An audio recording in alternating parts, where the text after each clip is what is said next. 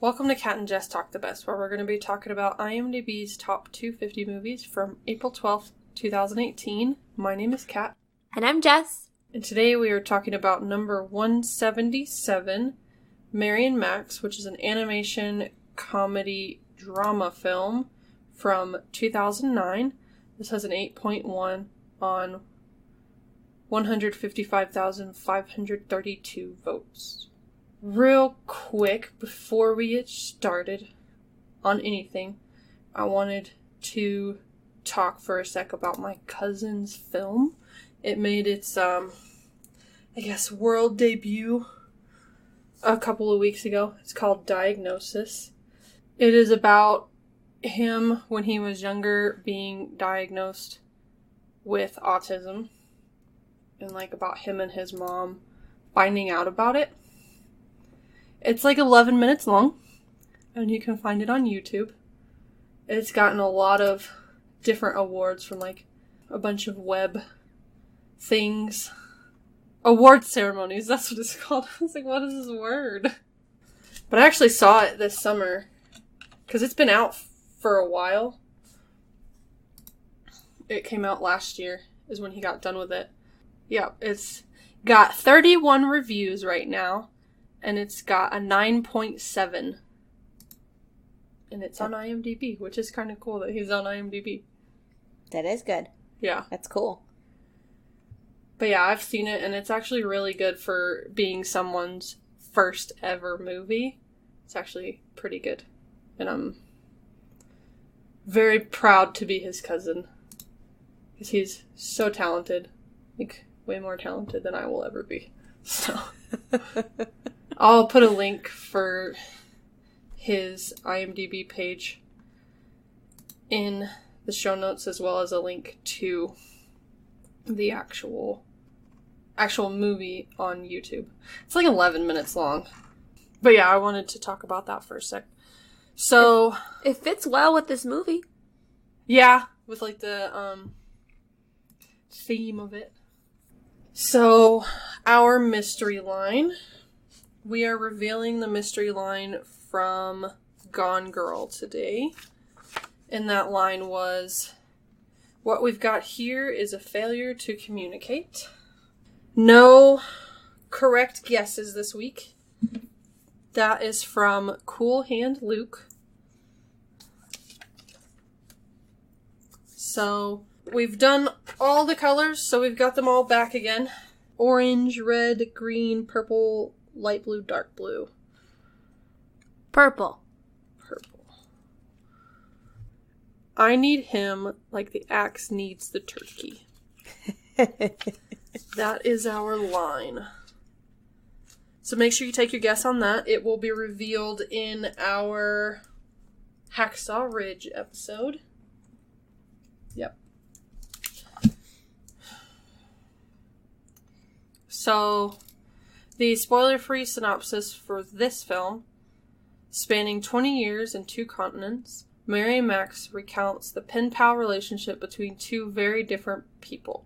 Mary Dinkle, a chubby, lonely 8-year-old living in the suburbs of Melbourne, Australia, and Max Horovitz, a severely obese 44-year-old Jewish man with Asperger's syndrome living in the chaos of New York. Yeah. Man, that's about it. Make it simple. So this is directed by Adam Elliott. This is his first full-length movie, actually. He's done 2 short films before. He did Harvey Crumpets and Ernie Biscuit. Yeah. And this is, voice acting-wise, Toni Collette, Philip Seymour Hoffman, Eric Bana, and I have to give the narration props, Barry Humphries. Yep. And we have had Toni Collette 2 times, both of them in events. So this is the first time on the list we've had her. So we had her in our Halloween event with Hereditary, and then we also had her in our Christmas event with Krampus. And then now we have her officially on the list, which is really cool. About time. Yeah, she's really good. I enjoy her acting. So the ratings for this. On IMDb, 30.3% of users rated this as an 8. Metacritic, there wasn't anything, so not enough reviews. And then Rotten Tomatoes has 95% on 64 critical reviews. 2 of the fresh. So Kate Muir, this clay animation feels as if it was written by the early Woody Allen. Actually, the genius behind it is Adam Elliott, who wrote, designed, and directed this eccentric, wily, funny story. I don't know, I don't agree with the Woody Allen part, but... I mean, I've only ever seen one Woody Allen movie, so... They're similar. I can kind of see, based on the one Woody Allen movie I've seen, because of the type of humor it has. But I wasn't the biggest fan of Woody Allen, so it's not the best comparison. So Tim Roby.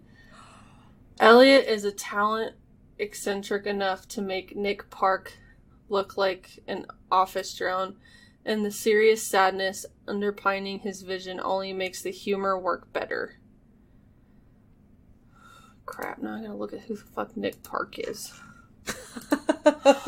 I hate names.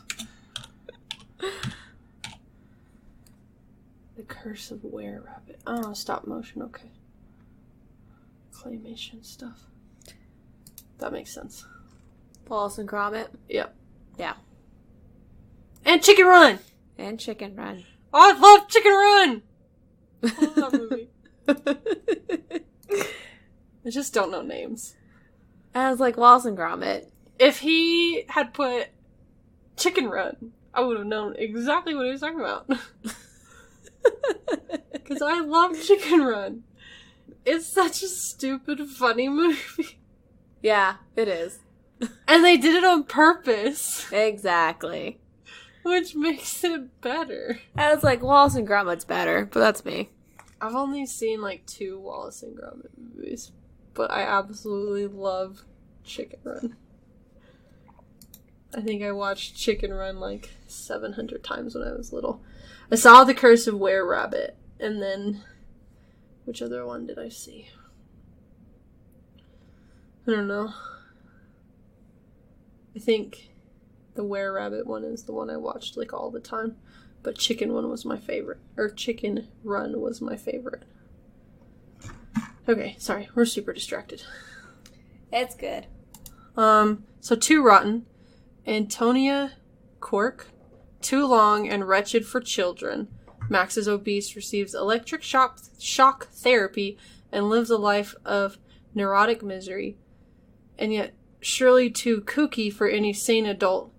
Irritatingly campy words such as smudging or smudgling.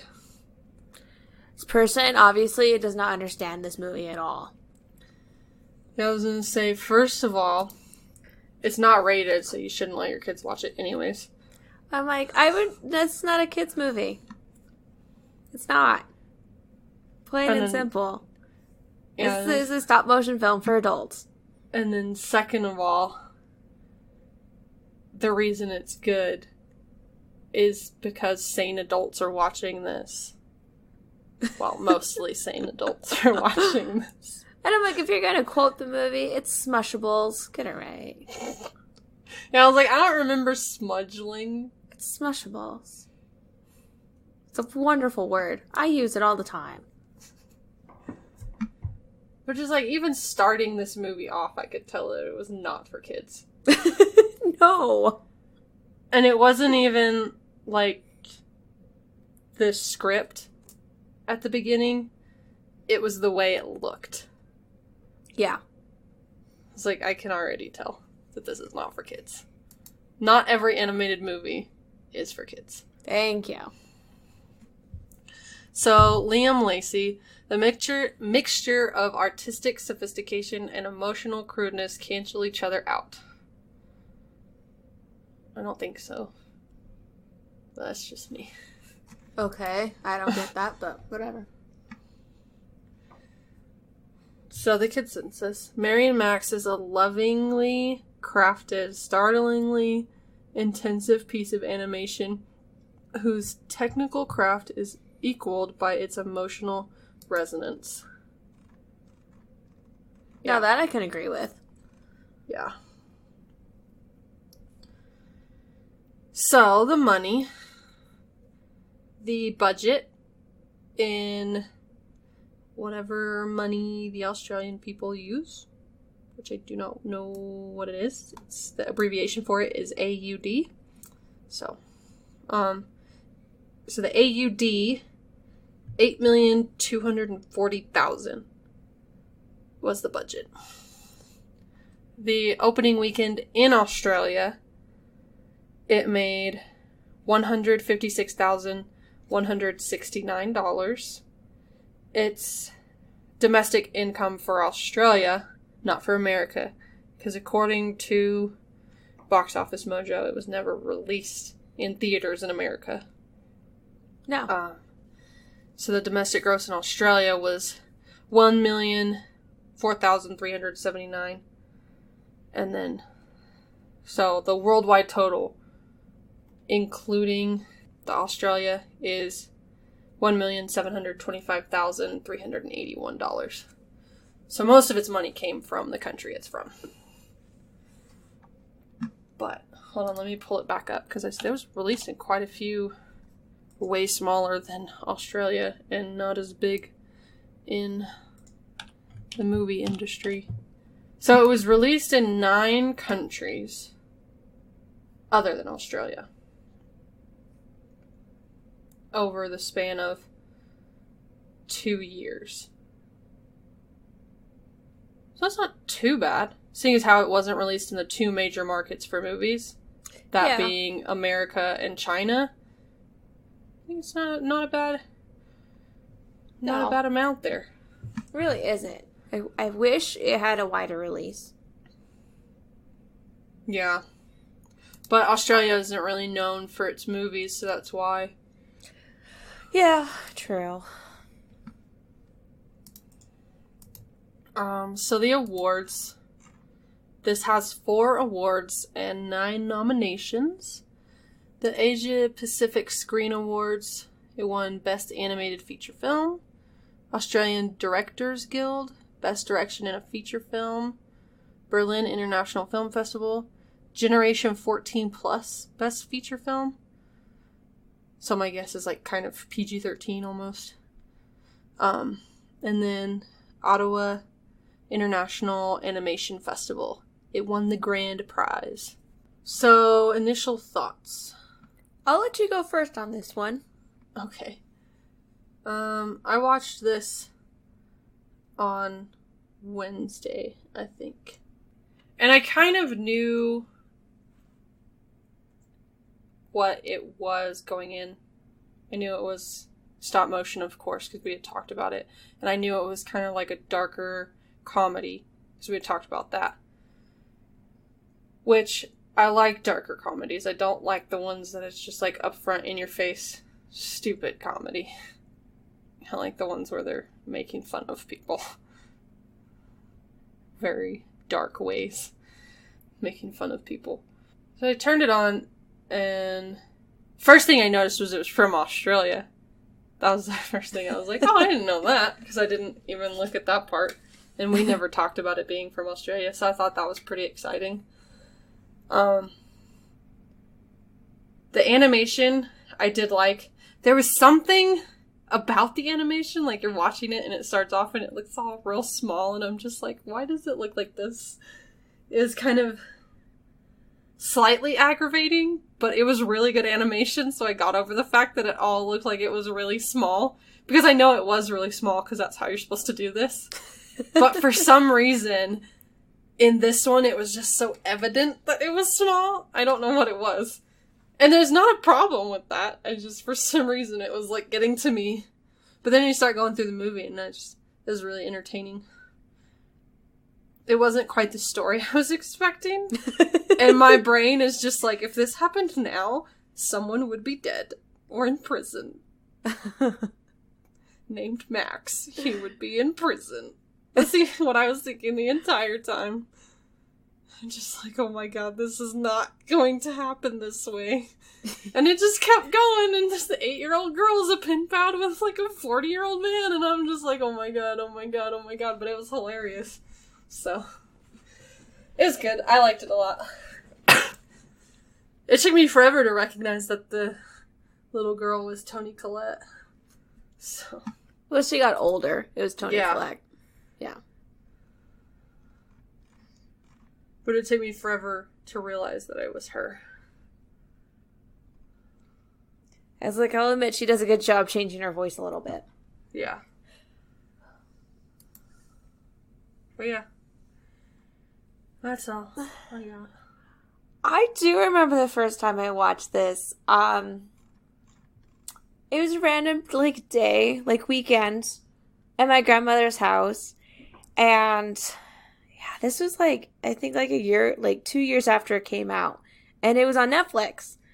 And I was like, because I was looking for a stop-motion movie to look for, to watch. I was like, I'd seen all of them. I want something new. And I was like, Mary and Max, what is this? And then I was like, so I put it on. I watched it. I was like, oh my god, this is an amazing movie. Why do not more people know about this? I fell in love with it. I do. I love this movie. I've been looking forward to this movie on our list, since we started it. I was like, yes, it's on here. And I remember after I watched it, I'll say, I can't really say much about the end, but I will say I was emotional. I was. That's all I'm going to say. Don't want to spoil anything. But yeah, it got me. This did. First time I watched it. So, I love this movie. So glad it's on the list. Finally get a chance to talk about it. Because there's not many people who know this movie, and it needs to be more known. More well known? Yes, thank you. There you go. I got it. I know what you were trying to say. It's yeah. Yeah, it was good. I will say I was not expecting the ending. Just because movies have me so trained on what the ending of something should be that when it's not, I'm just not expecting it. Yeah, that's kind of how this one was too. Oh, I think that's it. Yeah. Sorry. Yeah, that's it for me. Spoiler alert! Spoiler alert! Spoiler alert! Spoiler alert! Spoiler alert! Spoiler alert! Alright, that was your warning. If you haven't watched the film yet, then stop listening and come back after you've watched it. So, like I was saying, it starts off and you see, all the little things. And they just look so small. And I'm just like, why are they so small? This is supposed to be, real life proportions. And then I'm like, oh yeah, it's clay. It's claymation. Because I know stop motion and I know they use, little things. But sometimes the way it's filmed, it doesn't look small. It looks whatever the size of the TV is. But for some reason, I was just like, oh, that little bird bath looks really tiny. And Did you notice the dead bird in the bird bath, too? Oh, no, I missed that. I must have been writing something down. Because I saw the bird bath, and then I probably was writing something down, so I missed the bird. I was like, there's a dead bird in there, too. Yeah. It's you see all these, you see, it's just people's houses, and it shows, you're in Melbourne, and it shows, where you're at, Lamington Drive. That's where Mary lives. Yeah. And it says Australia. You're like, oh, yay. So Australia 1976 is the one that starts out. And a lot of this movie is narration. Yeah, that's one thing I wasn't expecting, is it's almost a silent film. If it wasn't for the narration, there would be pretty much nothing until closer to the end of the movie. There's not much. It's mostly narration, I will say that. Yeah. And I liked how that worked out. It did. Because then I got to listen, and I got to, I wasn't focused on, their lips moving correctly, Yeah. is focused more on, like, the action of it all. Yeah. I like how Mary is described, too. She's a little girl, and her eyes are described as muddy puddles. Yeah. And she has a scar on her forehead that looks like poo. Her, I thought they said it was her birthmark. Yeah. It's a birthmark. It's like this weird shape. It looks like a splat of brown. A brown poo. Like a bird pooped on her head. Yeah. And she's little, you know, like she wishes she had people to play with or talk with, and yeah. She's got this mood ring and everything, and she's looking out and she sees her mood ring. It's like gray. I thought it was funny, the mood ring chart on the wall. Yeah. It's got 4 colors, and then for each color it's got like 4 almost completely different emotions. I'm like, how are you ever supposed to know what you're feeling? You just kind of have to guess, and so she does guesses. Because one of the emotions is hungry, and so she just starts eating something. I'm like, yeah. That's a good guess. You're hungry. Yeah. I thought that was funny. I was like, how are you even supposed to do that? And you see, like, she loves this little TV show and these little characters called the Noblets. And she makes her own because she can't afford to get real ones. Yeah. And she makes her own Shrinky Dinks, which I thought was cute. Yeah, the little chip bags. The chip I bags. used to make those when I was little. The chip bag she hangs around her neck. Yeah. And it talks about her, like, her dad and her mom. How her dad works at a tea factory. Connecting string to the tea bags.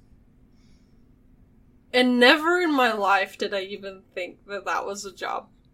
For some reason, I just always was like, oh, nope, they're always connected like that. Never even thought about it being an actual job. It's like, surprise. You learned. And she talks about how her favorite tea is Earl Grey, and she has a dream about marrying somebody named Earl Grey and living in Scotland and having, like, how many children? There's a bunch of children, and having what was it? A dog, like, named something. I forgot the entire list. I don't remember the name. But yeah, a bunch of kids and a dog. I'm like, and I'm just like, okay, good luck with that. She's got this planned out. Okay, she's 8 years old. She's got her life planned out. When I was 8 years old, I wanted to marry Vegeta. So, oh, at least she's trying to marry someone that's real. I don't think he was alive anymore, but pretty sure he's real. She's got hopes and dreams. Yeah. And her talks about how her dad likes to, does taxidermy in the shed and everything, and drinks Baileys. I was like, okay. Oh my god, that was funny. And then she asked, well, she's lonely, so she asked, like she doesn't have any siblings. And because her mother told her that she was an accident. Yeah, I was like, a lot of kids get told that. But I feel like to her it's an insult. That's like not a good thing to tell anybody. Ever. Even if, like, the surprise thing. Like, I'll say this. My parents told my little brother he was a surprise. Now he thinks about that. He's like, oh, I was a surprise. Okay, thanks. I would definitely tell someone they were an accident. Like, I didn't meet you on purpose. Did I? No. We're in the right place at the right time. I avoid people. So therefore, meeting anyone is an accident. Everyone's an accident. It's happy accidents. Let's just call it that. Yeah, you don't have to say that, like, it's not a bad thing necessarily that you're an accident. You're just an accident. It happens. Like, it's not a bad thing. I think this in her case, it's a bad thing. Her mom definitely said it as a bad thing, but... Oh, she did. Yeah, she said it in a bad way. I was saying, like, sometimes it does not... It's, like, most of the time, actually, I feel like it's not said as a bad thing. I feel like most of the time it's like, oh, you were an accident, but we're happy about that accident. Yeah. I'm like, oh, okay, whatever. You're like, okay, sure. And this was, she's reminiscing about her grandpappy Ralph. Yeah. When her mom told that, he's like, it's okay, because babies, they come from beer. Like, he reminded me of the grandpa in Little Miss Sunshine. Yes. That's what he reminded me of. And he's just jumping in lakes, freezing lakes for fun, because that's what he did. I'm just like, that would never happen. I don't like going in swimming pools unless it's really hot outside. So, jumping in a frozen lake. Freezing lake. No. He liked it because it would make his nipples erect. Yeah, and that part, I didn't like that part of the clay. Because I was like, I feel like that's just unnecessary. Like, how long they were, I didn't like that. That was, one of the parts I was like, okay, this is irritating. But that was, it was for funny. I didn't find that part funny. I did. And that he had died the year before from pneumonia and everything. And I wonder why. Exactly. And it talks about her mom, who puzzled Mary, her mom Vera, because she liked to test the sherry. She liked to test sherry. And she cooked with sherry a lot, too. And she's literally just a walking alcoholic. And say both of her parents are drunks. Mom's worse. Yeah. I was like, Mom is worse because she's at home. I was going to say, we see more of Mom, so that's why we think she's worse. But Dad not even being there, I feel like is not a good thing either. No. So. And, the mom's a klepto. I mean, she steals everything, too. Yeah, she, puts it up her Just puts it up her dress. I'm like, oh, goodness. And then you see Mary gets her pet rooster from outside in the rain. Yeah. And how she got her dad found it on the side of the road because it fell off a truck. And she named the rooster Ethel. Yeah. I'm like, why? I'm like, okay. Roosters are usually boys' names, but okay. Yeah. You do, Mary. It's a kid, because when I was a kid, I named my duck Cracker, so. I mean, that also reminded me of Up, when they named the girl bird Kevin. Yeah. That's what it reminded me of, too. Yeah. And she just watching the TV, watching the Noblets, and eating her sweet condensed milk straight out of the can. Never had condensed milk, so I was just like, okay. I was like, it works for you. I mean, it's kind of sweet, but it's really just milk. Thicker, that's about it. It's used for baking a lot. Yeah. Well, I know what it's used for. I've just never eaten it. I don't think you're supposed to eat it straight out of the can. Probably not. So that's Mary, and then we go over and we meet Max. Yeah. And you see New York. And there's two different color schemes for the two different continents. We got Australia is a lot of browns. Yeah. And New York is a lot of blacks and grays and everything. I did like that. It helped separate the two, which was nice. Yeah. You see shots are fired at a sign and everything. Because it's New York. And New York's kind of bad, I guess. I don't know. Yeah. Never been there. I've never been to New York City. I think that's where he lives. Okay, so I've been to New York State. I've been to upstate New York, Buffalo area. So, we're introduced to Max, who's also at the same time watching the novel at the same time as Mary, it looks like. Yeah. It's because he's awake. Yeah, I was going to say, because it's a completely different... it's the same time, but Australia is ahead by 6 hours, I think. Something like that, so... They're ahead, and so because he's awake in the middle of the night because he can't sleep. And I like his TVs. So one TV, the sound works, the other TV, the picture works. So he just has them stacked on top of each other. And so my mind is sitting there thinking, how in the world did he get those on the exact same thing at the exact same time because that's so hard to do.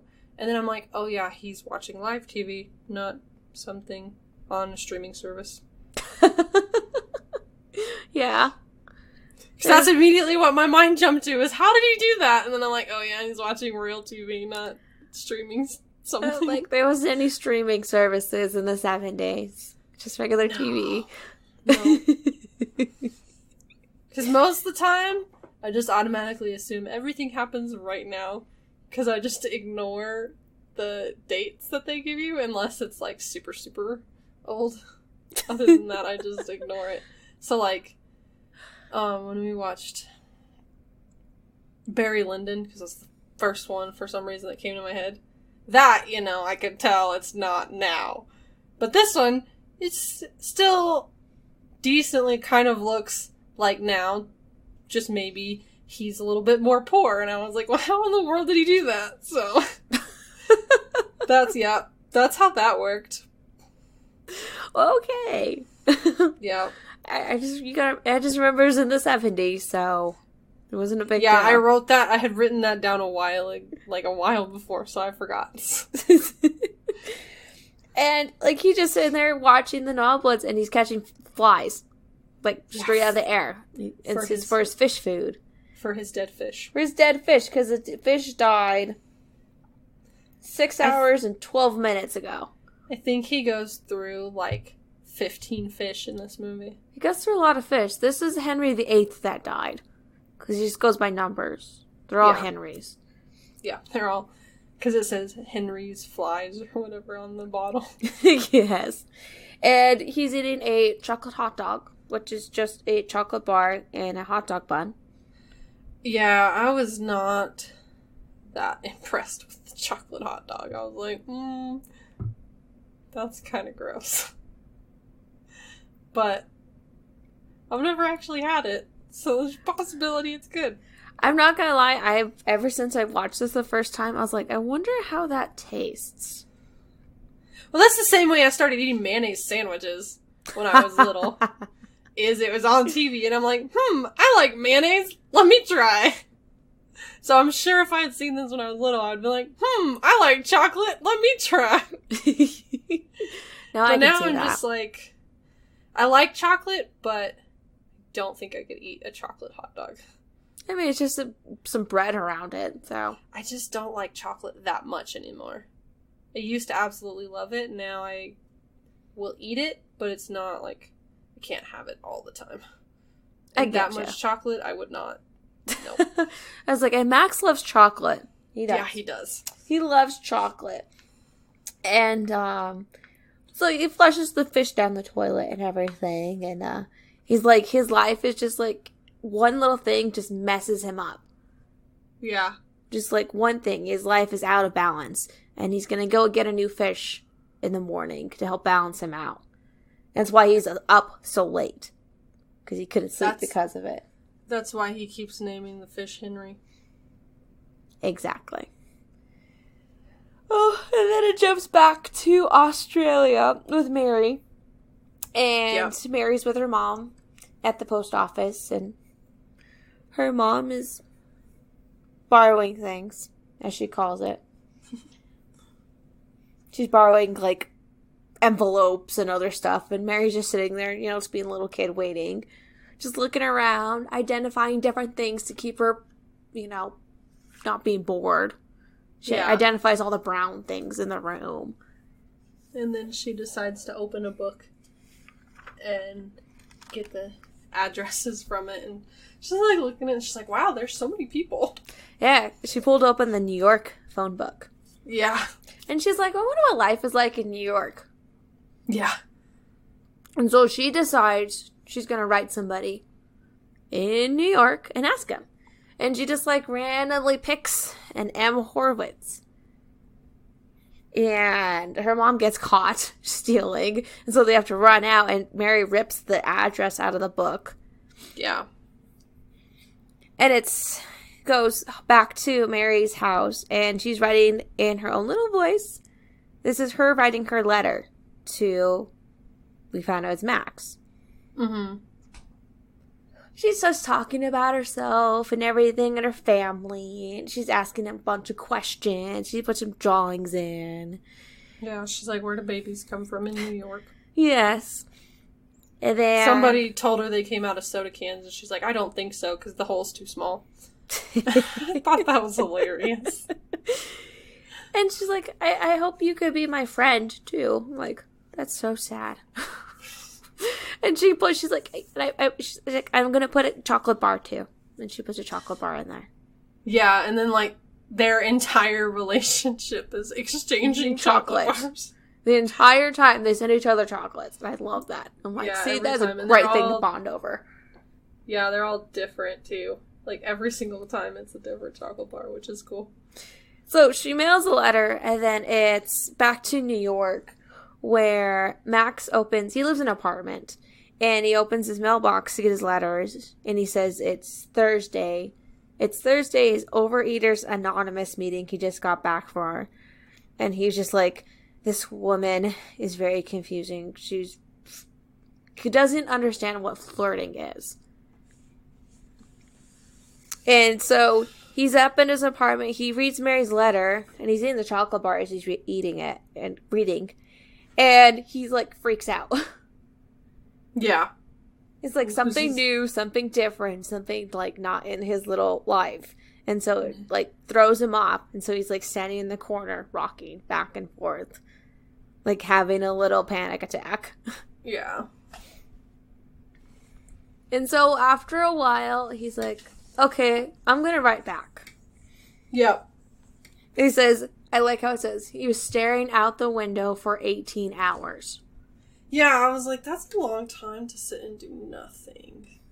But that's me, whose brain just, like, doesn't turn off. That's true. That's very true. And then it goes to Max is ready. You hear his voice now, and he's telling Mary about him, pretty much. Yep.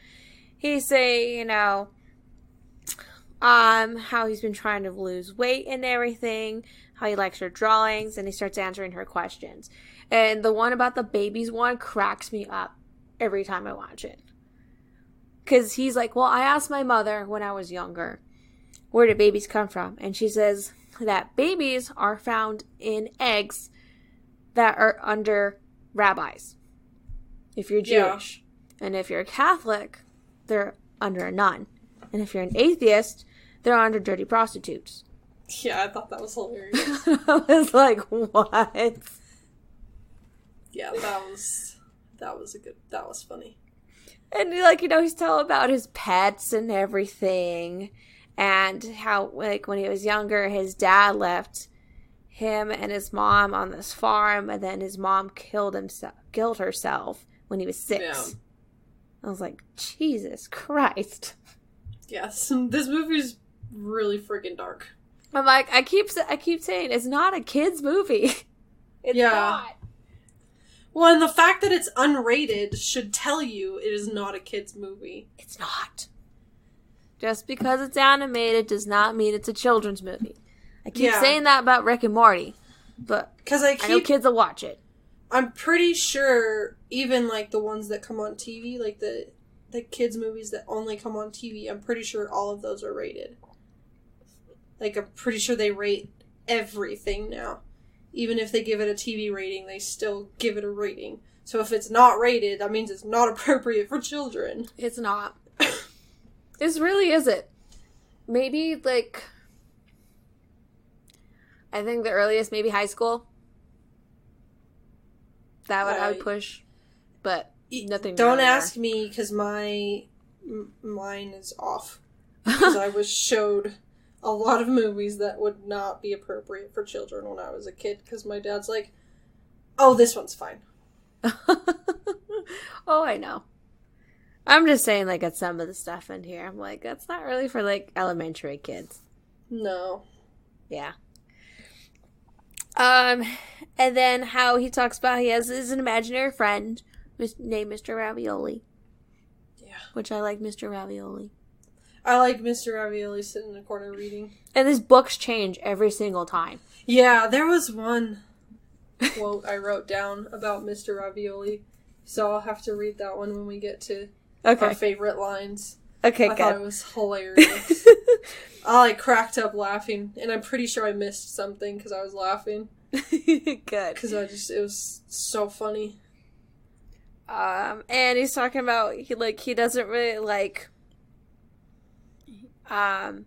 he doesn't understand people, and he doesn't get why people just throw their cigarette butts all over the place. I'm like, same.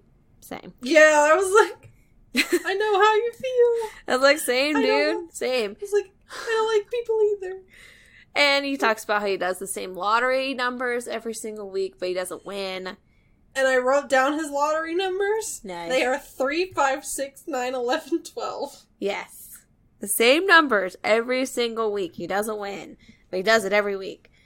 And then he tells her about his different jobs he's done. Like, he was a subway token taker.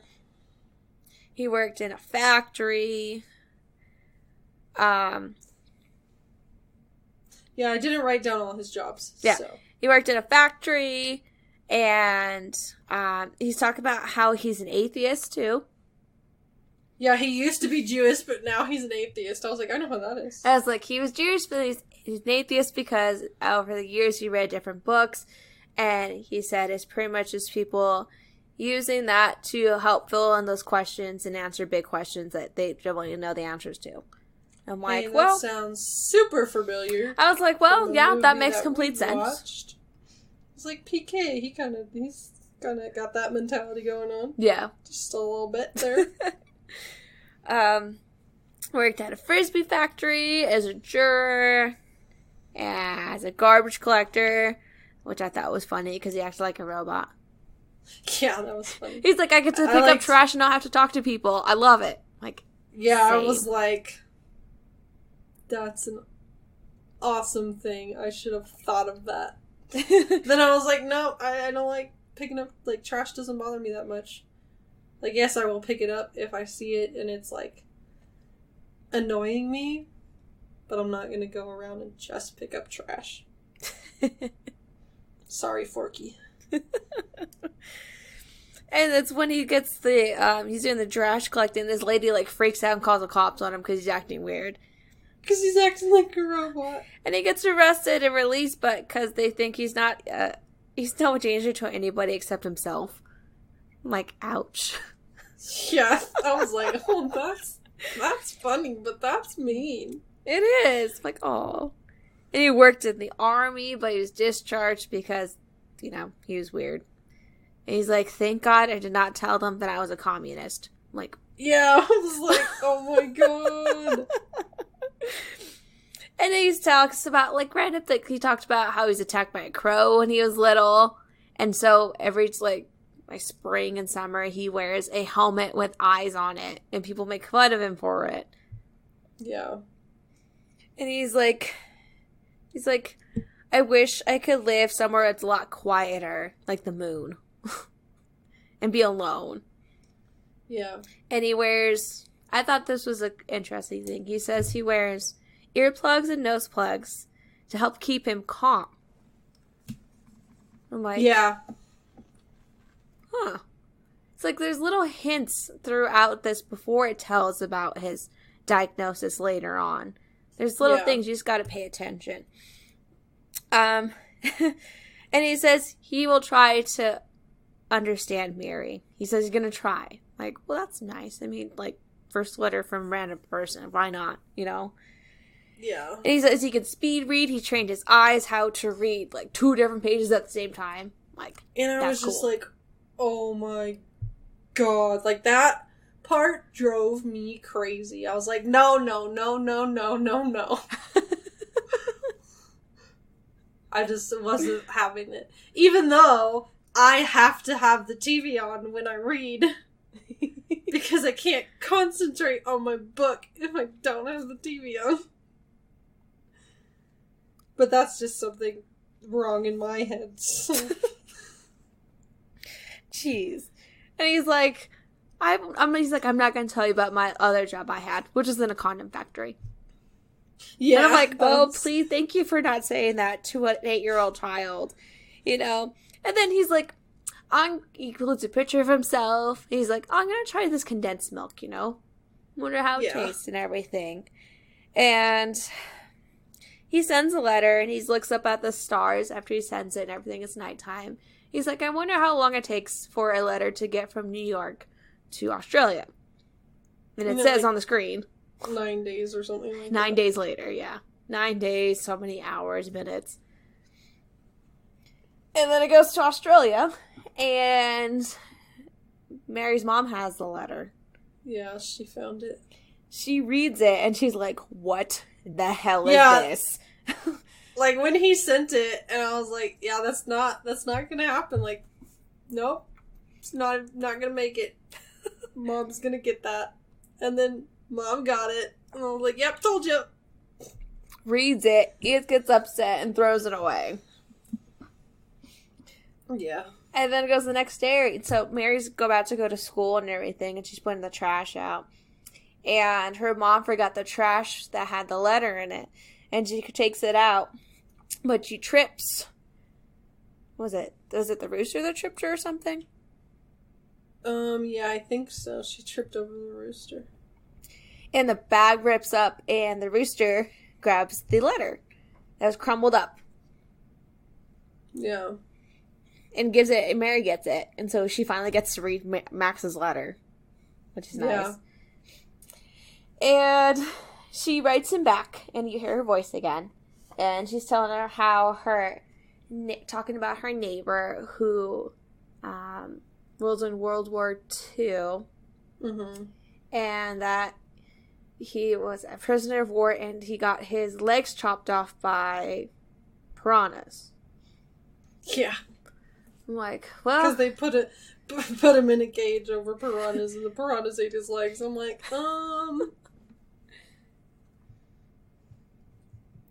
Yeah, that wasn't the most believable part, but then I was like, oh yeah, she's 8. She's a little kid. Come on. She's like, you need to send him to his house because I don't think my mom likes you. Yeah. I'm like, well, I can see why. Yeah, I was like, major red flags there. And she's talking about the Noblets. Then she talks about how at school she gets bullied and teased about her coat and about her birthmark and about her hair because her dad has to cut her hair because her mom doesn't want her hair getting cut. And it's some really racist reason, too. Something about the Chinese or something. I was like, oh, God. Okay. I must have missed that. And she's talking about her teacher really doesn't like her, and her teacher told her to smile more, and she told her mom that. And so her mom, this is funny, you should have got this reference, drew a big smile on her face, and it's red lipstick. Yeah. I was like, you people better have got that reference. Yeah, I loved that. I was like, yes. I'm like, that's a Joker reference there. I loved it. Yeah. I was like, I hope Kat caught that. Of course I did. And she asked Max about, like, have you ever been teased? And if he can help her, you know? Yep. And she's like, she just includes more goodies and everything. Yeah, kind of like a little care package he sends her. Or she sends him. And so in New York, Max gets the letter. And it triggers memories of him getting teased. Yeah. For being Jewish, actually. Yeah. I was like, ouch. That's not good. And so he did his corner thing again, shaking in the corner, because, it's Mary's letters. And he ate 36 chocolate hot dogs, which is impressive. Yeah. That's a lot of food. He's a big guy, but still. And I was like, that's a lot of everything. Yeah. And so he writes back to her, and he's saying, I made a shake with, like, all the stuff and everything, because it got, like, all beat up and everything. And he comes up with an idea, because after he ate all those hot dogs and everything, he had this chocolate mark on his forehead, just like Mary's birthmark. So he got the idea, and he told her to tell that kid that had been bullying her that her birthmark is made of chocolate. And when she gets to heaven, she's going to be in control of all the chocolate, and she's not going to give him any. Yeah. I'm like, that is brilliant. For a little kid, that's a great thing to use. Yeah.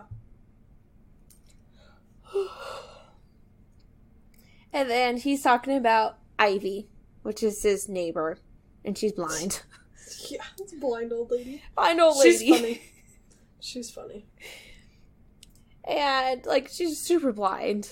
And how she knows where Max is because she says she knows how he smells. Yeah. And I was like, that's actually pretty smart. I'm like, it works. And she says Max smells like licorice and old books. Like, that's an interesting combination. Yeah. I like both smells. And, Max goes to a psychiatrist, and he wants to, like, he says he's really honest with people, but his psychiatrist tells him you shouldn't be telling people, like, everything that comes out in your mind. Yeah, I was gonna say, it's good to be honest, but there's some things that you should omit. Yeah. And he has a list of goals he wants to accomplish, like real friends. Not invisible ones. Not invisible. That was very important right there. It says that. The entire collection of Noblets. And a lifetime supply of chocolate. I was like, he needs to go visit Willy Wonka then. Exactly. I love how he ends his letter, too, to Mary. He's like, did you know that turtles can breathe out of their anuses? Yeah. I was like, what? I always love that part because it's just so random. I'm like, yes. Yes, please. Yeah, that was funny.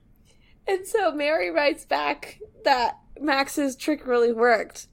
And the kid got super upset with her. It was crying. And then she buried dog poop in the kid's part of the sandbox, too. Yeah. Which I thought was funny. And I was like, go, Mary. And because Max had asked her, like, different things to eat. And she's like, why don't you eat things that only start with the same letter of the day it is. And she's like listing things that start with M, like mustard. And those other M things. Bunch of M words. I don't remember. Because she was starting with Monday. She's like, mushrooms, I think, was one of them. It's like, I remember the mustard part. So I'm like, well, I mean, that starts with an M.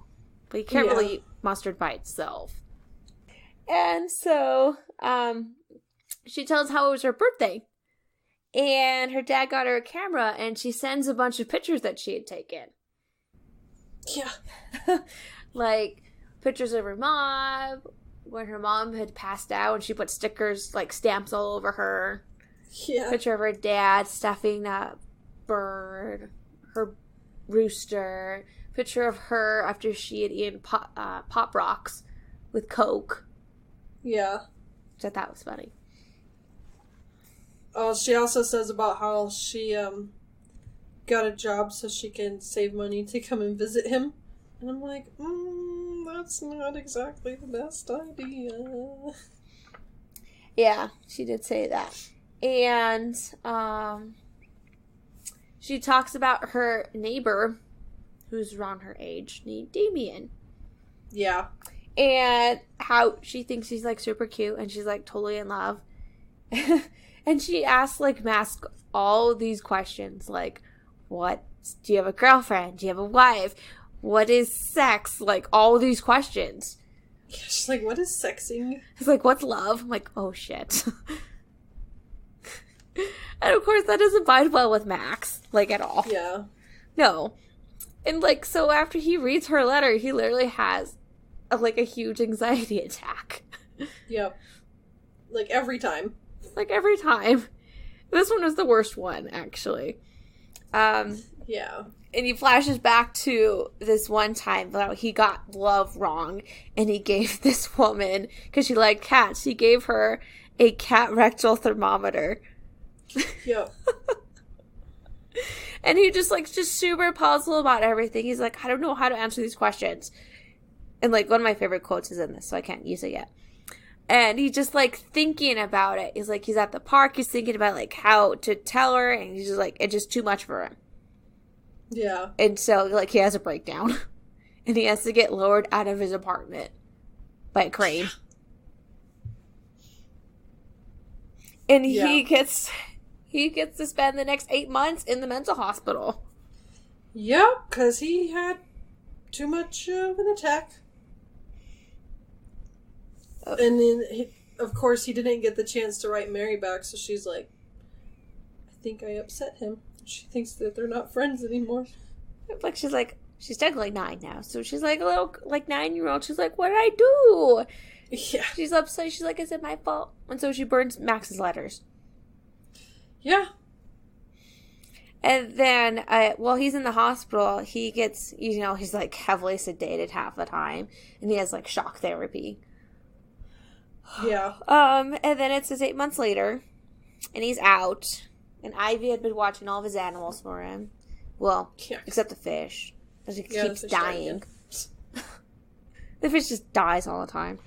Yeah. And so she comes back with all of his stuff and everything, and he's wondering, he's like, I don't know if I should write Mary or not, because I don't want to end up a mental patient again. Yeah. I was like, that's a good reason to not want to. It's logical. It is. And so Mary's still saving her money, but it's for other things now. Yeah. Didn't she move on to, like, cosmetic surgery? It's what she was trying to save for now or something like that. Yeah, in a little bit she's saving for it. So then it goes back to New York, and it's like summertime because it's really hot and the AC's going on, and his AC unit falls out of his apartment. Yeah. And falls. And there's a mime underneath it. And the mime gets killed by it. Yeah. That happens. And they were going to do manslaughter charges, but they didn't. Because they were mentally unstable. Yeah, mentally unstable. He's like, oh, I guess. I mean, because I was a mental patient, like, before that. So, I guess. I'm like, it's not his fault. No. It's an accident, really. Freak of nature accident. And then it goes to Max's. It's his 48th birthday. And he has a little cupcake. And he's got a candle on it. He blows it out. And he's watching TV to check his lottery numbers. And his numbers got read. Yep. All of them. And he wins the lottery. So what he does with his lottery winnings? He buys his lifetime supply of chocolate. He buys his noblets. And he's like, I don't know what else to do with the money. So he gives it to Ivy. And she knows exactly what to do with it. She goes and does, like, everything. Everything. Like, buys a big TV, has, like, caviar facials and all of that. Gets massages, gets new teeth. The part that cracked me up was she gets, it said, colonic irrigation or something. Yeah, I don't know. That made me laugh. And she gets just jetpack and everything. She's flying around with it, and it malfunctions, and she dies. Yeah. I'm not gonna lie, I like what they say on the gravestones. Oh yeah, all the different things because I think we always see like 3 gravestones throughout this. 1, 2, 3, like 4 at least. Oh, okay. Because we had the grandpas, and then we got Ivy's, too. Yeah. And Ivy had donated the money to the cat shelter. But that didn't work out well because the owner of the cat shelter just took the money and just went away. Yeah. I'm like, okay. And so, yes, she's saving for the cosmetic surgery. And it's New York. And Mr. Ravioli just one day just decides just to leave. Yeah. He puts his book down that he'd been reading, gets up, walks out, jumps out of the window. And then all of a sudden you hear like this sounds going off at the bottom of the street. It's like, ooh. Yeah. It's like all kinds of weird noises and stuff. I was like, that's kind of weird. Like, okay. It's like maybe it was imaginary after all. Yeah. And so Max asked his psychiatrist and everything. He's like, what do I do?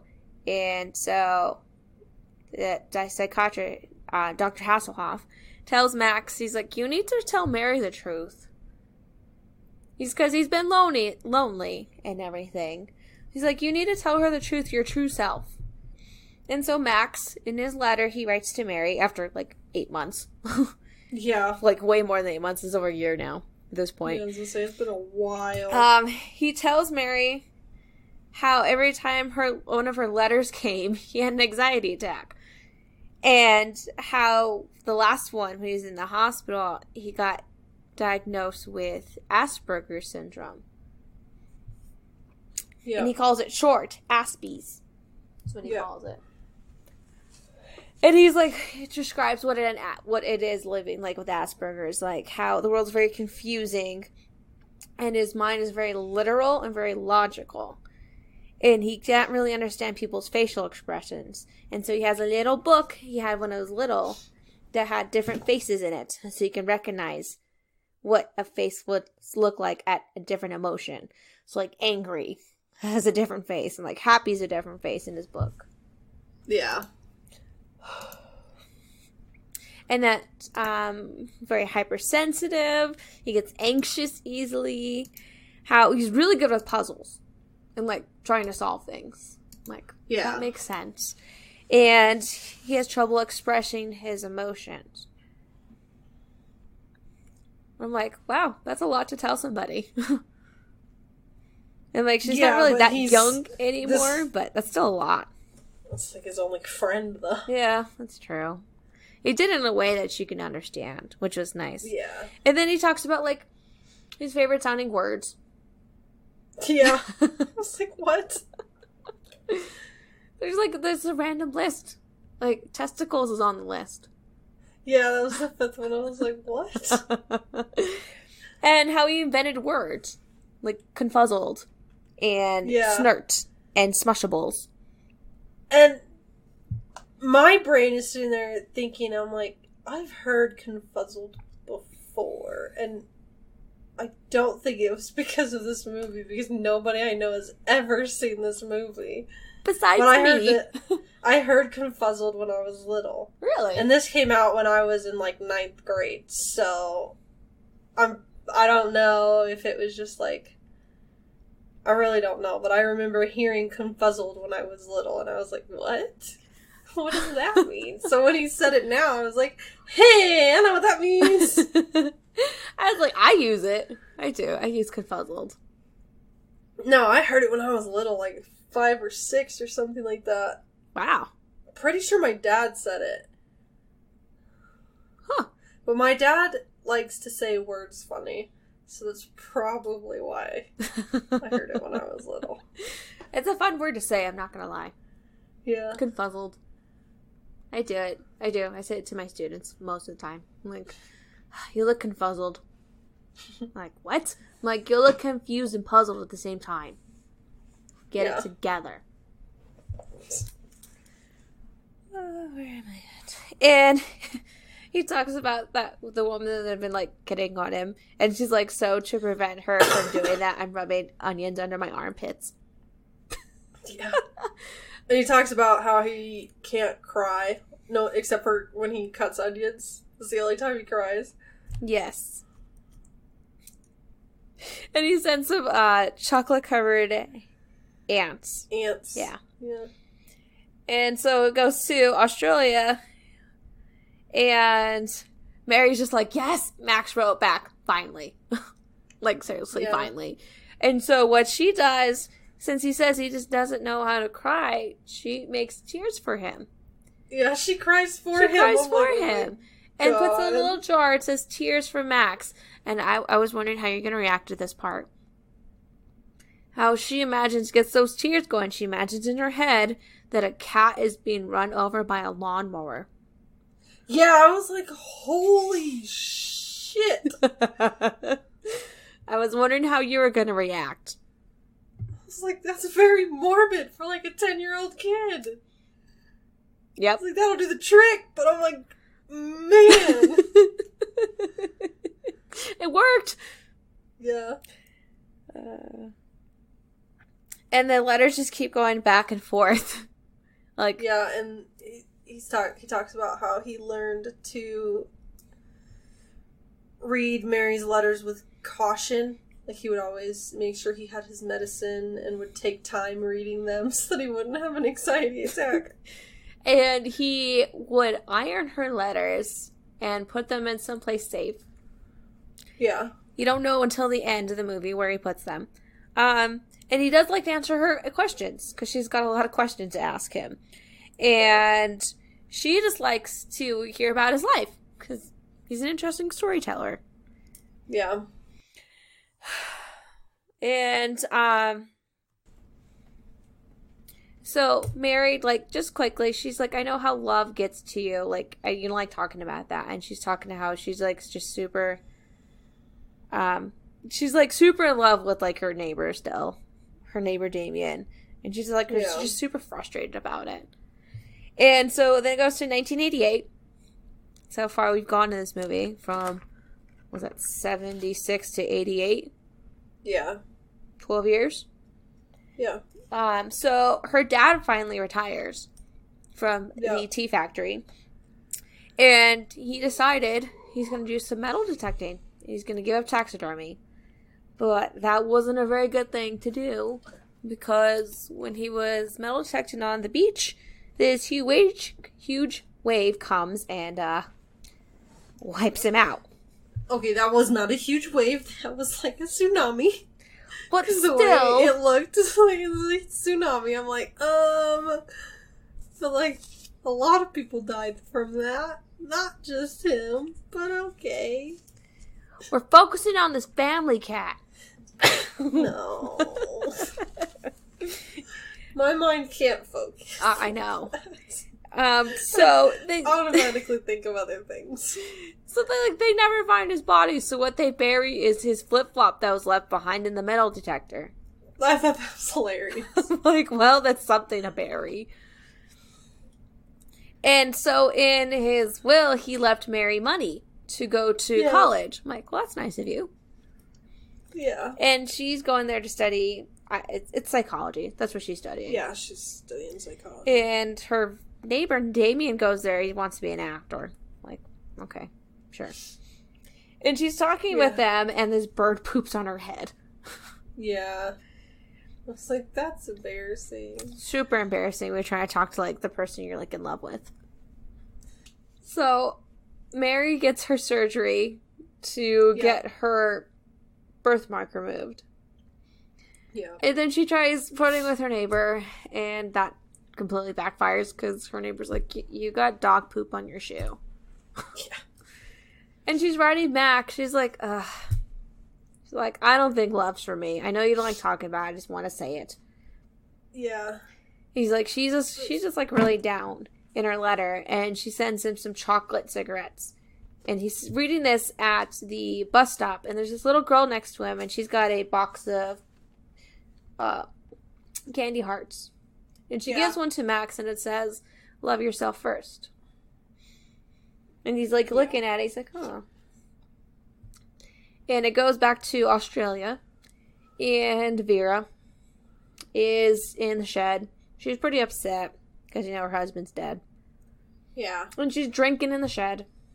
Getting drunk. Completely drunk, because she's so drunk that she's supposed to grab her sherry. She accidentally grabs embalming fluid. Yeah. And she pretty much poisons herself and dies. Yeah. I was like, That's so... Pretty morbid there. She just embalms herself. Yeah, and so, like, in a span, like, not even a year, Mary's lost both her parents.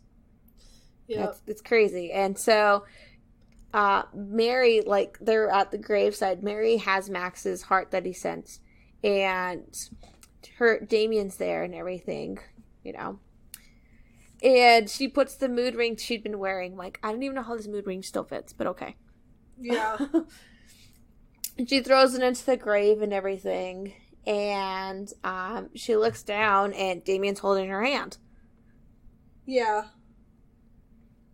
Well, I think part of the reason that the mood ring still fits is, like, she hasn't really changed size at all. Like, she still looks like she's the same size she was when she was a kid.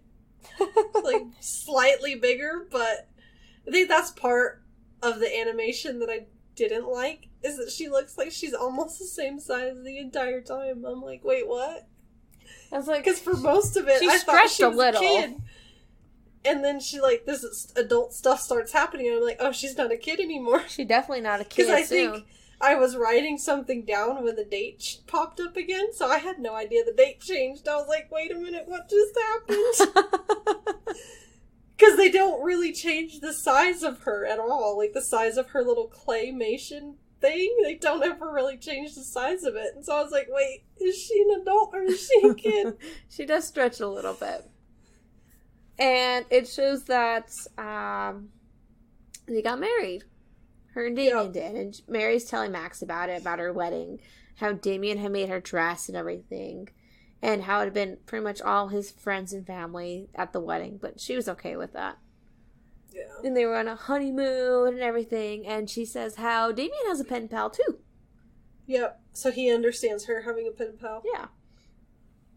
And so she graduates from college and everything, and she's writing a thesis about Asperger's. Yep, and she uses Max as, like, her case study. Yeah. And on her 25th birthday, you know, book's, like, ready to go and everything, and she sends Max the copy of the book. And she says that he's going to get half the royalties of the book and everything. And that she's going to come visit him soon. Yep. And he gets the book, he reads that, and he is pissed. Yeah.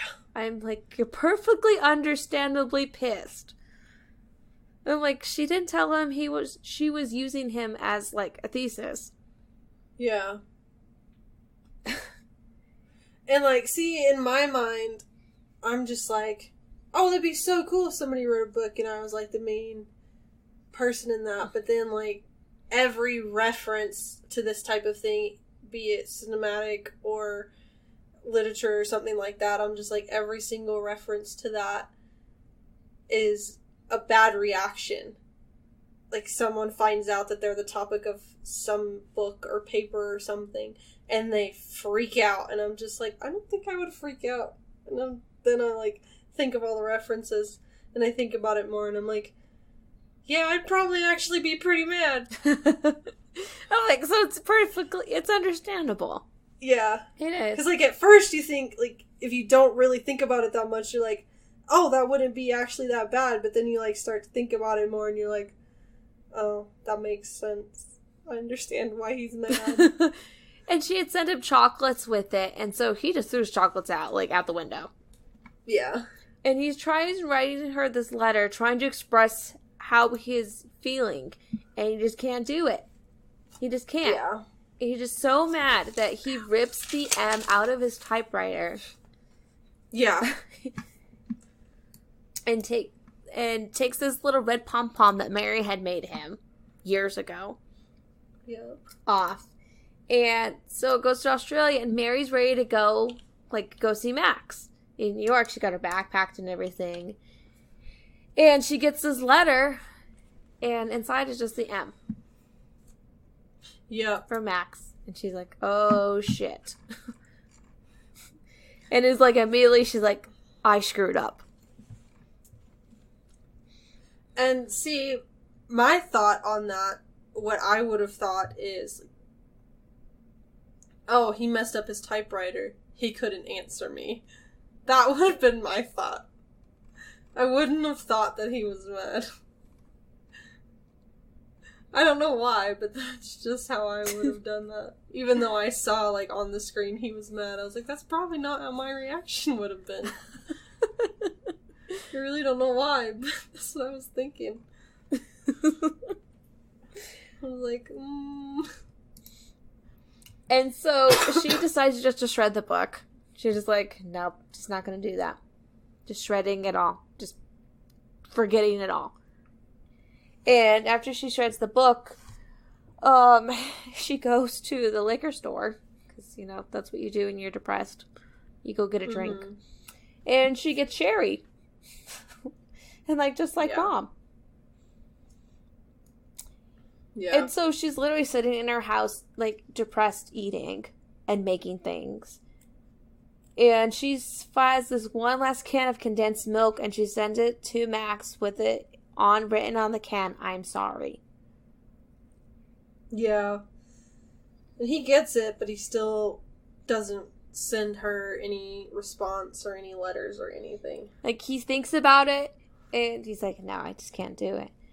Yeah, he's, still super pissed. And she's checking the mail, every single day. And then one day, you see this person put this envelope in there, marked with an M, and, walk away. And then Mary checks it, and it's a letter for her from Damien. Who's... Yeah. He's leaving. He fell in love with his pen pal. Desmond. Okay. Well, good for you. And that he says, Mary, you can't cure the world. It's not just something you just, gloss over. You want to try, but it's not going to work. And so he goes to New York, and Max is trying to write a letter to the mayor. And he's, frustrated and irritated. And he runs out of ink and gets more. And he's, on his way back to his apartment.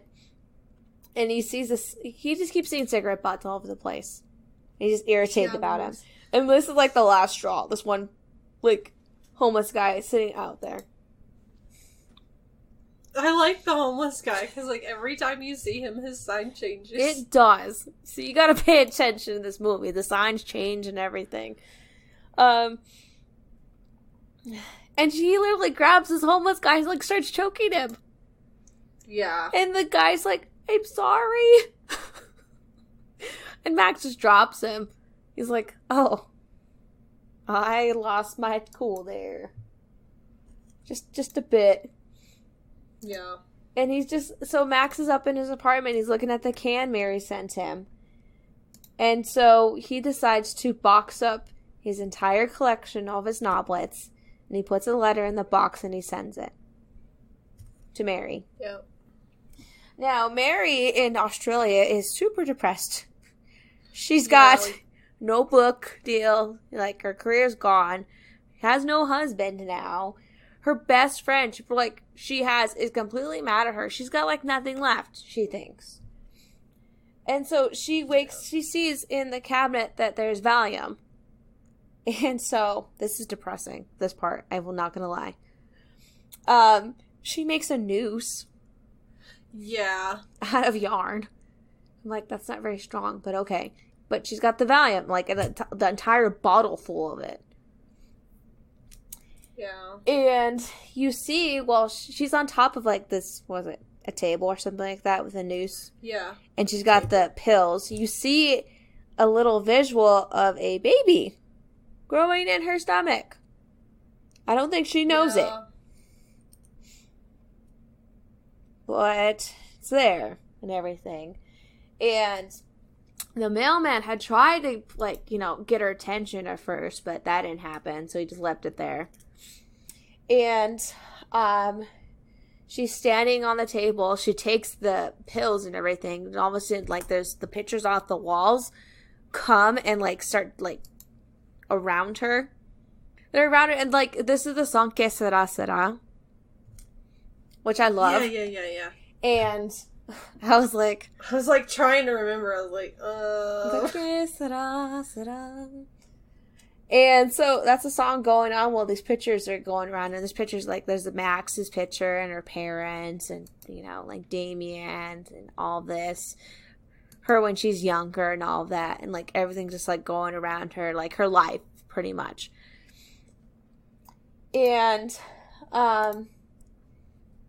after, it stops and everything, you hear this knocking on the door. It's much louder this time. And so she decides she gets down and everything. And she opens the door, and it's her neighbor. Her neighbor has agoraphobia. He does not like to go outside and around crowds and everything and people. Yeah. And so he's been stuck in his house this entire time. And he finally made it out to his house to give Mary that box. Which I thought was... And he pretty much helped save her, too. Yeah, he saved her, for sure. And it sees in Max's letter that he explains how when he tried to write her, he's all over the place, his emotions. He didn't know how to answer her and everything. And he explains how he forgiving her. And he's forgiven her by giving her his entire collection. Yeah. And he's talking about, we just gotta accept ourselves the way we are and everything, Gotta live with your coconuts or something like that. Me and my coconuts. Yes. That visual, too. Coconuts. There's a whole visual there with Max naked on a deserted island. Yeah. With everything showing. And he says, I'm just really glad we're friends. And I really hope that we can meet sometime. And he's telling her about that he has a job now testing food. Yeah. And I'm like, that's a great thing. Just eat food and put check marks. He's like, it's the greatest job. I'm like, well, I mean, for someone who likes to eat, yeah, it works. Yeah. And then it goes to a year later, and you see Mary is showed up in New York. And she gets out with the baby. Gets out of the cab with a baby that she has on her back and everything. And the baby has the same birthmark she did. Yep. And they're going up to see Max and everything. She first knocks at the wrong one. But then she hears at the right one, the Noblets. And so she knocks on it, doesn't, really, no one answers. And so she opens the door. And she sees that Max had passed away. Yeah. And so she, you learn that Max had passed away that morning. And, after he finished his last can of condensed milk. And he's just sitting there. And Mary's looking around, seeing everything, And she puts the M back in his typewriter. Yep. And then she sits next to him, and because he's sitting and he's looking up. And she's like, what is he looking up at? And she looks up and she sees all of her letters. All of them. From since she was 8 to now. Yep. Which is 20 years? Yep. It's a lot of letters. I'm like... And then, the very last thing says that, she's sitting there with the baby and everything, and she just, sitting there with Max. And she says that he smelled of licorice and old books. That's it. I'm like, that's the movie. Yep. So the music for this is by Dan Cornelius. He is known for the Dr. Blake Mysteries, which was a TV show from 2013 to 2017. Blinky Bill the movie from 2015. And Backtrack from 2015. The first thing he ever worked on was a short, I believe, called The Big Maybe. And then that was released in 1996, sorry. And then he isn't currently working on anything right now. Huh. But I enjoyed the music in this. I felt like it was very well done. Oh yeah, I love the music in this movie. It's it plays along with the scenes well, but it's not distracting. So that's good. I don't know of anything to compare this to. So. I didn't get a chance to watch Harvey Crumpet. I'm so mad. I was I'm watching it soon, though. And it won the Academy Award for Best Animated Short in 2003. So that's pretty cool. It did. Yeah. That's why I want to see it. I've never even heard of it. I see the little picture there, though. I'm like, yeah, I have the DVD for Mary and Max, and it's on the DVD as a bonus. Yeah. So I get to watch it. I'm like, I just haven't had a chance to. But it's like, with Harvey Crumpet, he likes, Adam Elliott, I would say, he likes to deal with, disorders. Like, includes a character or something with a disorder of some kind. Like, Max has Asperger's, I think. Harvey has, like, what is it? If I remember correctly. Tourette's. Oh, okay. So it's always something. Yeah. And I think, for the other one has something too. Ernie Biscuit. He has something also. So that's a theme of his with Adam Elliott. Gotcha. That's what I've recognized. So, trivia. So this took just the photography. Getting all the scenes together and everything. Took over like a year to do. And there's 133 sets. Over 200 puppets. Over 400 little props. And a fully functional typewriter. Dang. A tiny one that Max used. That was fully functional. So they could type little things on there. Which I thought was super cool. Yeah, that's pretty cool.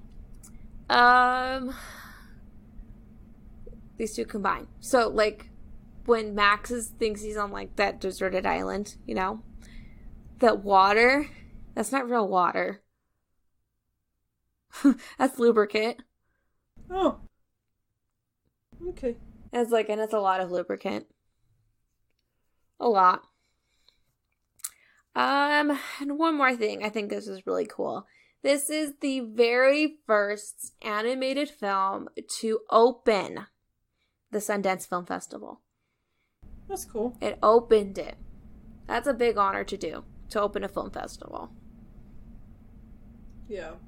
And this did. I was like, nice. Nice. So, yeah. That's about it I got. Okay. So, where it has been on the list before, 2010 it was number 220, 2012 it was number 183, 2014 it was number 170, 2016 it was number 178, 2018 it was number 176, and as of today when we are recording it is number 186. So it's just kind of... It's hovering in this area. Around. Yeah. It's in the 70s and 80s is where it seems like it's going to stay. And I'm good with that. Yeah, I think it's a good spot for it. So far. So previously, number 177, V for Vendetta from 2005, Black Swan from 2010, Touch of Evil from 1958, Kill Bill Volume 1 from 2003, Hacksaw Ridge from 2016, and as of today, when we are recording, Gran Torino from 2008. Wow. Some decent movies. Yeah. So, some of our podcast trivia. Like I already said, this is the third time we've had Toni Collette, but her first time on the actual list. This is our second film from 2009. The first one being Hachi, A Dog's Tale. This one is way better than Hachi. This is our second film that has around 155,000 votes. The first one being Wild Tales. this is, along with a bunch of other movies, had a 95% on Rotten Tomatoes. Dog Day Afternoon, Before Sunset, Diabolique, Catch Me If You Can, 12 Years a Slave, Life of Brian, and Andrei Rublev are all movies that are right there with it. So that's all for that one, for our trivia. So, favorite line? I have 9. Okay, go ahead. It was the sign at the Overeaters Anonymous meeting. It says, God hates fat people. That just made me laugh. I hadn't been this excited since Grandpappy found a quarter up my nose. He's scared of outside, which is a disease called homophobia. Yeah. You should never weigh more than your refrigerator. Yeah, I was like, that's probably some good advice. My mouth hardly smiles, but that doesn't mean that I'm not smiling inside my brain. Yeah. I'm like, I feel like it's a good one for you, Kat. Yeah. If only there were a mathematical equation for love.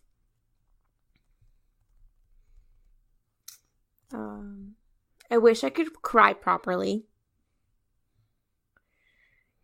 Love yourself first. I love that one. Oh, I wrote that one down too. And this is my favorite. You are my best friend. You are my only friend. Okay. So mine, I wrote down almost everything that was on the homeless man's sign every time I saw him because I thought it was funny. One of them is hugs 50 cents. That just made me think of the people who walk around with the shirts that say free hugs. I'm like, wow, they're getting a bargain. He's got expensive hugs. Mary thought her mother tasted the sherry way too much. Yes. Talking about, what's it, the little ghost guy in the corner, what's his name? Mr. Ravioli. Yeah, Mr. Ravioli. My psychiatrist says I don't need him anymore, so he just sits in the corner and reads. Yeah, I love his books. That was hilarious. Piranhas are goldfish that have teeth. How the latest Harry had died. Those fish, man. Financial aid, 50 cents. I wrote that. That one was funny. Free kisses, that was one of his signs. And then, everyone's life is like a sidewalk. I thought that one. Because that reminded me of that, like, short stories or poem book, Where the Sidewalk Ends. Yeah. It reminded me of that. So, this is one of your favorite movies, so you can go ahead and pick. I'm picking my favorite one. You are my best friend. You are my only friend. Okay. So, what is your rating? I gave it a 9.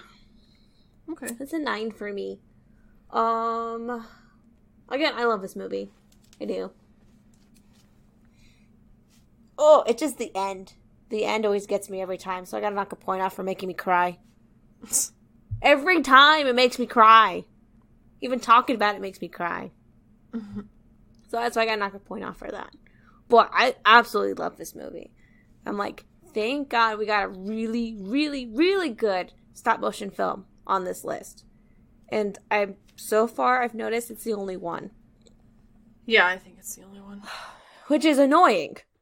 Because stop motion film gets so much effort and so much work. And it's just an art form on itself. And it needs to be appreciated more.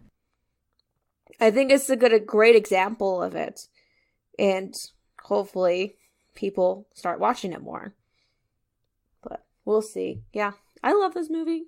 I can't say anything more about it because I'm trying to contain myself. I am giving this an 8 because I did enjoy it a lot.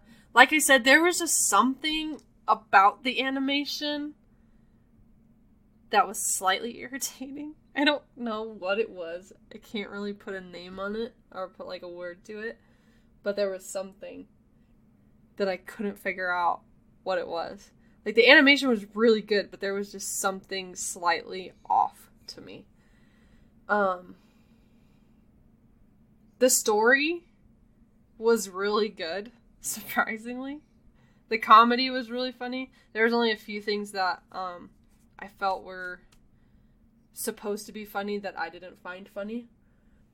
The ending, I liked the ending, because they kept expecting it to be happy, and it kept looking like it was about to be happy, because, like, he ends up forgiving her, and she ends up not dying, and then she goes and visits him, and then it ends up he's dead, and I'm just like, wow, okay.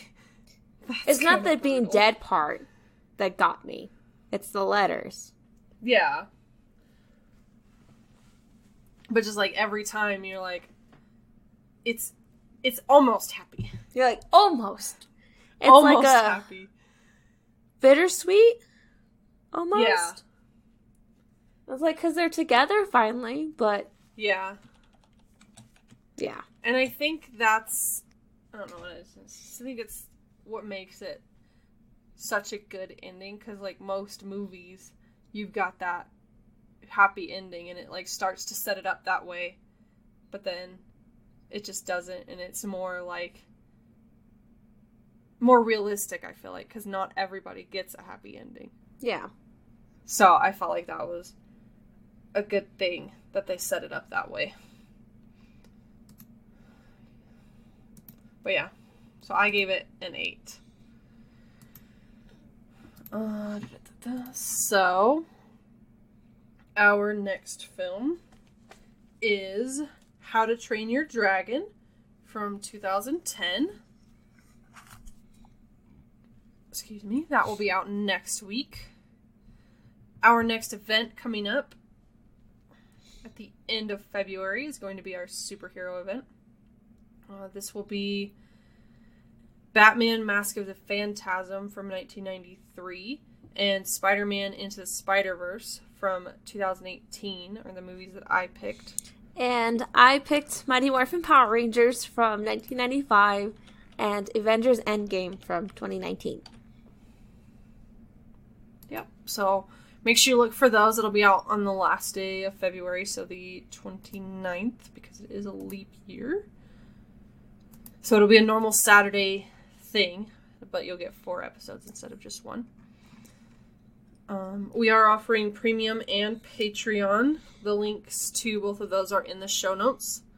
For $1 a month, you will get uncut episodes, early release episodes, and bonus episodes. For $5 a month, you'll get all of that, plus a patron-only chat forum, and you will be able to join us for a movie of your choice every 50 movies, as well as you can vote on the upcoming patron-only episodes. For $10 a month, you will get all of that, but instead of it being 50 movies, it'll be 25 movies, or you can join us for an event of your choice that is not the Harry Potter event. And we will be doing a live stream Q&A once a month that you can join us for. If you cannot support us that way, that's fine. Hold on, sorry. Our special episode for the month of January is going to be our top 75. So How to Train Your Dragon is going to be movie 75 on our list.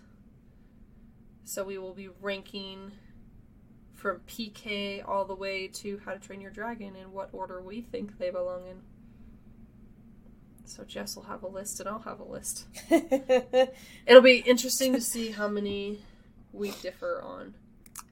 Or how many we're the same on, because we're the same usually on like 2 or 3, I think. We'll see. Which is interesting. I was like, we'll see.